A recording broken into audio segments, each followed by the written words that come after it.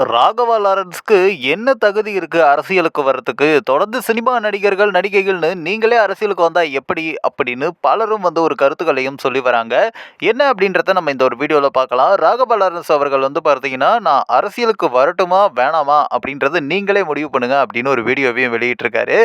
இதுக்கு பின்னாடி பார்த்தீங்கன்னா, அவர் ஆரம்பத்துலேருந்து சின்ன சின்ன சேவைகள் செய்ததா இருக்கட்டும், இந்த மாதிரி எல்லா விஷயங்களையுமே ஓப்பனா சொல்லியிருக்காரு. முக்கியமா ரஜினிகாந்த் அவர்கள் அரசியல் கட்சி ஆரம்பித்தா, அந்த இடத்துக்கு போலான்றது அவர் சுத்தி இருந்தவங்க எல்லாருமே சொன்ன ஒரு வார்த்தை அப்படின்றதையும் மென்ஷன் பண்ணியிருந்தாரு. இந்நிலையில அவர் தாவேகாவுல இணைவாரு அப்படின்னு தான் நெறைய பேர் ரொம்பவே எதிர்பார்க்குறாங்க. முக்கியமா பார்த்தீங்கன்னா, அரசியலுக்கு நல்லது பண்றவங்க வரணும் அப்படின்னு சொல்லிட்டு நெறைய பேர் எக்ஸ்பெக்ட் பண்றாங்களே தவிர, ஏற்கனவே நல்லது பண்ற அவரு பார்த்தீங்கன்னா, அரசியலுக்கு வரேன் அப்படின்னு சொல்லும்போது, ஒரு பக்கம் எல்லா நடிகர், நடிகைகள்னு நீங்க எல்லாருமே வந்துகிட்டே இருந்தா எப்படி? அப்படின்னு ஒரு கேள்வியும் கேட்கறாங்க. என்னன்னா இவ்வளோ நாட்களா சேவை செய்யும்போது நடிகர், நடிகைன்னு தெரியலையா? அந்த ஒரு நேரத்தில ஏத்துக்கிட்ட மக்கள், இப்ப அரசியலுக்கு வரேன் அப்படின்னு சொல்லும்போது, அத ஏத்துக்க மறுக்கிறாங்க. அதுக்கு என்ன காரணம் அப்படின்றது தான் தெரியல. இன்னொரு பக்கம் பார்த்தீங்கன்னா, இந்த அரசியல்ல அவர் கஷ்டப்படக்கூடாது. அவர் ஒரு நல்ல மனிதர். அவருக்கு எதுக்கு அரசியல்? அப்படின்ற மாதிரியும் கேள்விகளையும் கேட்டு வராங்க.